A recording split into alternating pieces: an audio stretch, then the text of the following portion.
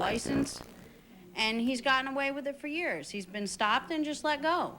We talked to one lieutenant from the Catskill Police Department who told us in the past they had arrested Young numerous times after spotting him driving his Ford truck around town. However, that same lieutenant told us that in the past 5 years, they hadn't had any problems with Young. Walter Schwartz is a good friend of Young's, and he admits Young did jump behind the wheel, but not on a regular basis. He was smart enough to avoid driving unless he absolutely had to. But he didn't have his license. No, he didn't have his license. That's why I was surprised to hear that he was behind the wheel. Young will be arraigned when he's released from the hospital where he's being treated for a broken arm. Meanwhile, Melissa has a broken heart. Her mother will be laid to rest on Wednesday, and she wants Young to suffer as long as she will. You'd like to see him put away now? Yeah. Forever. In Catskill, David Wade, Fox News at 10. The city of Schenectady settles a battle with a cop who has been out sick for 15 years. The officer earned more than $500,000 through a long-term sick leave policy. Fox News at 10's Kristin Stinar has the very latest. Robert O'Neill hasn't been on the police beat since 1982, yet paychecks keep arriving at his Northville home. Through a long-term sick leave policy, O'Neill's been drawing sick pay for 15 years. The grand total of his paychecks, more than $500,000. I don't think it's a fraud. I think everybody knows Bob is sick, and Bob needs help, and he needs some type of supplemental funding. We just can't agree on where that should come from. O'Neill claims he couldn't do police work because of psychological effects caused by the Vietnam War. He even filed a civil rights claim when the city tried to fire him. Tonight, the Council Claims Committee voted to tell the full council to settle it once and for all. O'Neill will be paid $200,000 to leave the city's payroll. The settlement also demands O'Neill's retirement, which means his slot on the active duty roster can now be filled by a new police recruit. If Officer O'Neill retires, he's paid $45. A new recruit comes in, he'll be paid $25. So in a way, you can say that over time, over a period of time, we'll amortize the savings. Residents like Michelle Benoit are relieved to hear another cop will be on the street. An alarm went off at her downtown shop recently, and police were not able to quickly respond. It was a false alarm, but my store could have been robbed, you know what I'm saying, because they didn't have enough cops. The alarm was going off, and the police officers didn't even show up. Other taxpayers were outraged to hear they'd been paying O'Neill's sick leave for 15 years. I work hard for my money. You know what I'm saying? I got no time to be paying nobody and they ain't doing nothing. Family members slammed the door when we tried to talk with Mr. O'Neill and put up this sign minutes after we left. In Schenectady, Kristin Stinar, Fox News at 10. The man who crashed his poultry truck into Governor Pataki's car last month pleaded not guilty today to running a red light. Thomas Ciccone of Schenectady didn't actually appear in Albany traffic court today. He mailed in his not guilty plea. Ciccone claims he came to a complete stop at the flashing red light and looked both ways before proceeding into the intersection. The governor wasn't seriously hurt, but did spend the night in the hospital. There's some good news tonight on one of those two little girls rescued from their burning home in Albany last week. The two young sisters were hiding from the flames under a bed, saved by two hero cops and a passerby. Tonight we're told 10-month-old Shakia Ruffin has been taken off her respirator. Her condition is now critical but stable. Her 6-year-old sister Lakeisha remains in critical condition. Both are at a hospital in the Bronx. The owner of a Latham Exotic Dance Club in court again tonight. Robert O'Hanlon pleaded guilty to charges of promoting prostitution and possession of a weapon. Cops say O'Hanlon was running an exotic dance venue out of his Latham home until last week. That's when they busted 2 of his dancers for prostitution, allegedly rubbing their bodies on patrons. O'Hanlon will be sentenced next month. 2 of the 4 Burnt Hills teens indicted in a school break-in were back in court today. The teens, 17-year-old Stephen Morgan and 17-year-old Richard Zampino, both pleaded not guilty today to charges of burglary and possession of burglars' tools. Morgan, Zampino, and 3 other teens were expelled from Burnt Hills High School after an alleged sabotage plan to close the school. Police said the teens planned on cutting power and vandalizing the building. The teens face prison time. Today, their lawyers asked officials to look into the possibility of probation for the 2. Both attorneys on their client's behalf signed pre-plea probation waivers, which entitles the probation department to begin a background investigation into the history of the defendant, the kind of crime, get some police information, and some information from the DA's file. They make a recommendation to the judge based on that information. The 2 other teens who were indicted face the same charges. The 15 faces lesser charges for his alleged role.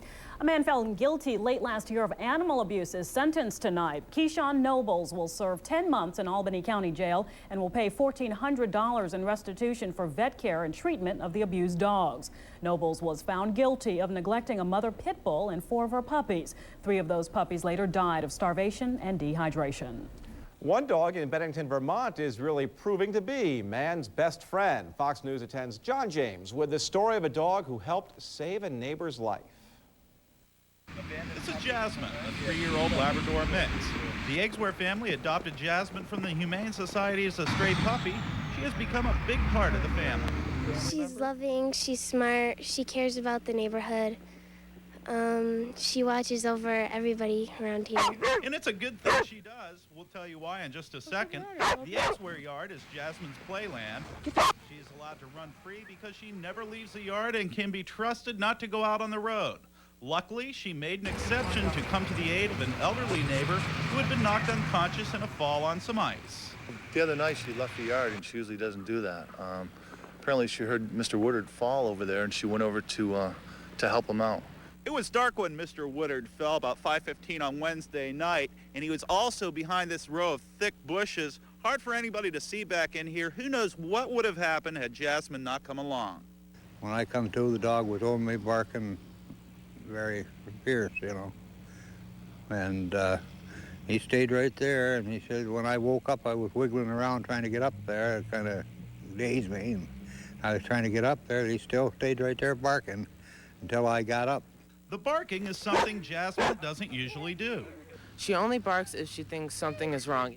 The Eggswares rewarded Jasmine with a steak dinner for her heroics. Mr. Woodard hasn't yet decided how to show his thanks, but he will. I have an idea that he did save my life, really. In Bennington, Jon James, Fox News at 10.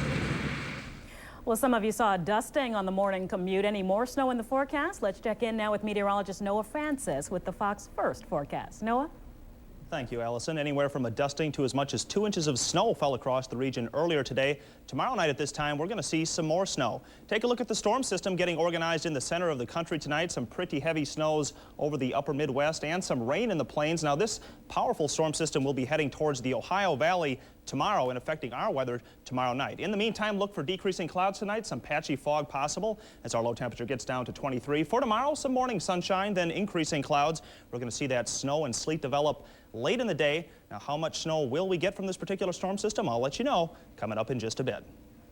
Officials of the Waterville Arsenal defending themselves tonight against some serious charges. The U.S. Army has been investigating employee claims that the arsenal has spent millions of dollars on defective parts. The Army's 6-month probe focuses on claims that the arsenal's parts are not inspected properly and that some of their guns may not work. Arsenal officials deny the allegations. We have done away with the quality control organization and put the responsibility for inspecting product directly in the hands of the machinists. That doesn't say that we're not still putting out the high quality product that we're known for. The Waterville Arsenal is the oldest arsenal in the United States.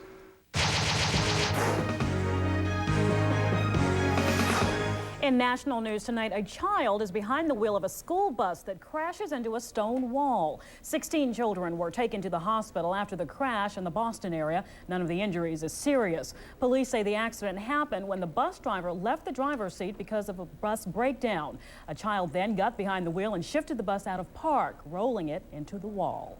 A 400-foot cargo ship runs aground in a marine sanctuary 12 miles southeast of Key West, Florida. It happened early this morning on a trip from Texas to Spain. The container ship is stuck on North America's only living coral reef in about 30 feet of water. Divers are checking for possible damage to the fragile reef. No reports of injuries or fuel spills.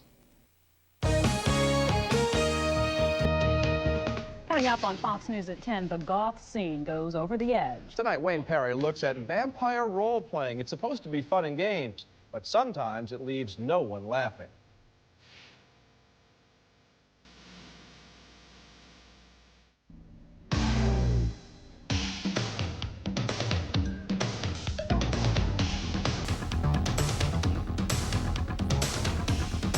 Fox News, brought to you by Huck Finn's Warehouse and More. Vampire Masquerade. It's how some in the goth scene get their kicks. Board games and live-action role-playing that lets the make-believe bloodsuckers get in the mood. But when does it go from harmless fun to dangerous games? And are they out for a good time, or have they gone over the edge? Fox News at 10's Wayne Perry has the answer. Welcome to slavery. No, thanks. I already have a wife.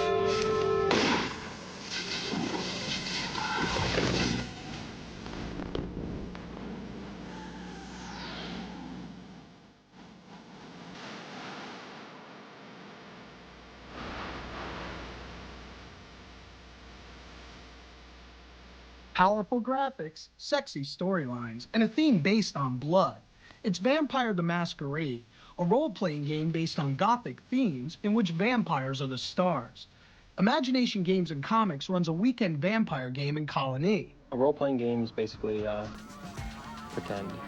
It's like when you were a kid and you played Cowboys and Indians or whatever.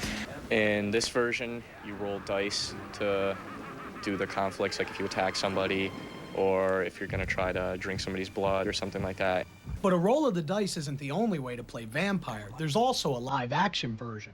Live action, like there's a lot of acting involved. People like go around and they run around. It's more like active and like physically. Live action, you actually dress up and play a part. You basically act out the part in real time. You go to a club. The club is the setting. You know, you deal with other players who are actually dressed up as their characters.